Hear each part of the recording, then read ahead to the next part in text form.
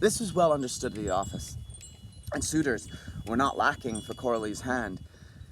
It was said that Maza himself, the handsome Maza, the lion of the bureau, hovered around Father Cachelin with a palpable intent. But the former sergeant, who had roamed through all latitudes, wanted a young man with a future. A young man who would be chief, and who would be able to make some return to him, the old clerk. Slabz suited him to a nicety, and he cast about in his mind for a means of attaching him to himself. All of a sudden, he sat upright. Striking his hands together, he had found it! He well understood the weakness of every one of his colleagues.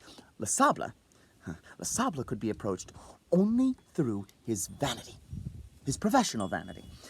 He would go to him and demand his protection as one goes to a senator or a deputy, as one goes to a high personage.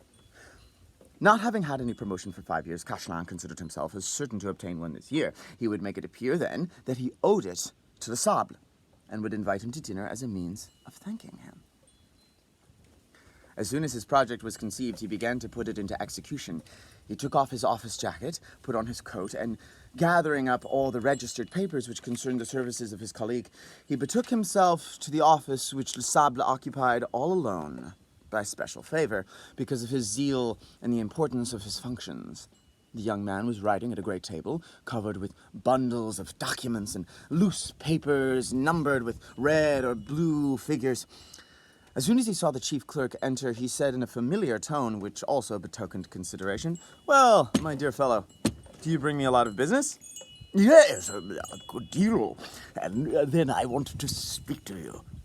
Sit down, my friend. I am listening.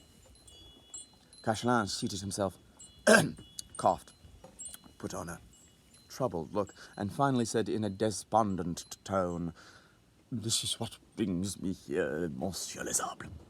I will not beat about the bush. I will be frank, like an old soldier. I have come to demand a service of you." "What is it?" "In a few words, I wish very much to be promoted this year. I have nobody to help me, and I have thought of you."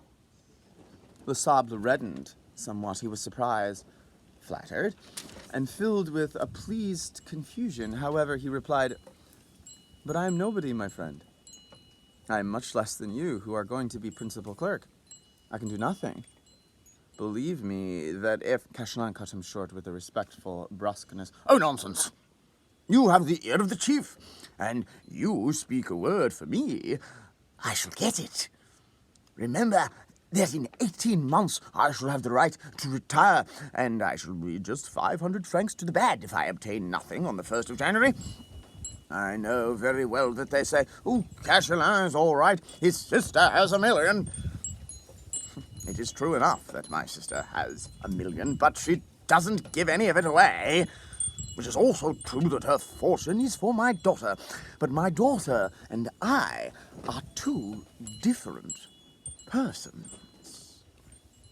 I shall be in a nice fix if, when my daughter and my son-in-law are rolling in their carriage, I have nothing to eat. You see my position, do you not?" Slabz agreed. "It is true. What you say is very true. Your son-in-law may not be well disposed towards you. Besides, one is always more at ease when owing nothing to anybody. Well, I promise you I shall do my best.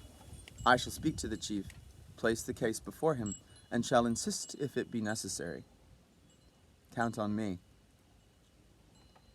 Cachelin rose, took the hands of his colleague, and pressing them hard while he shook them in the military fashion, stammered, "Thank you, thank you. Believe me, if I ever have the opportunity, if I can ever..."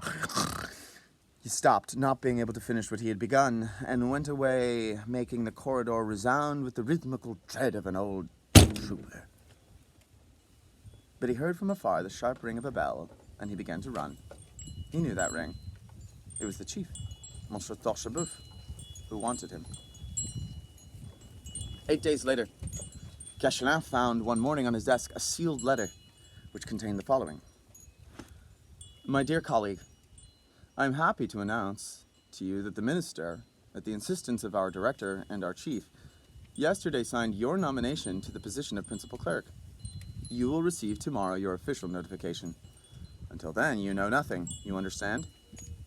Yours ever, Slabz.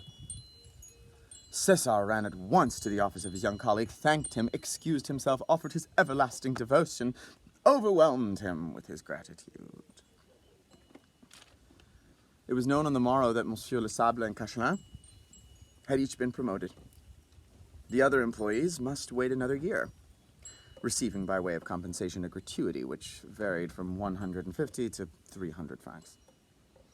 Monsieur Boisel declared that he would lie in wait for Slabz at the corner of the street at midnight some night and give him a drubbing which would leave its mark. The other clerks kept silent.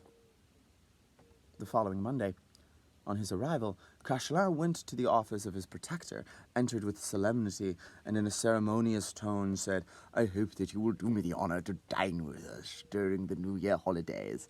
You may choose the day yourself. The young man, somewhat surprised, raised his head and looked his colleague full in the face. Then he replied, without removing his eyes, that he might read the thoughts of the other, But, my dear fellow, you see, all my evenings are promised here for some time to come.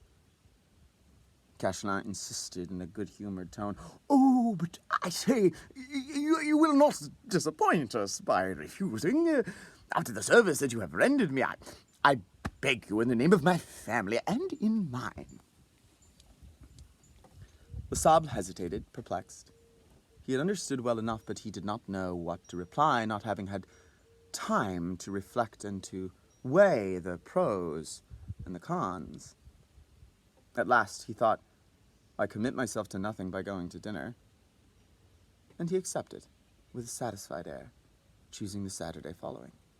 He added, smiling, so that I shall not have to get up too soon the next morning.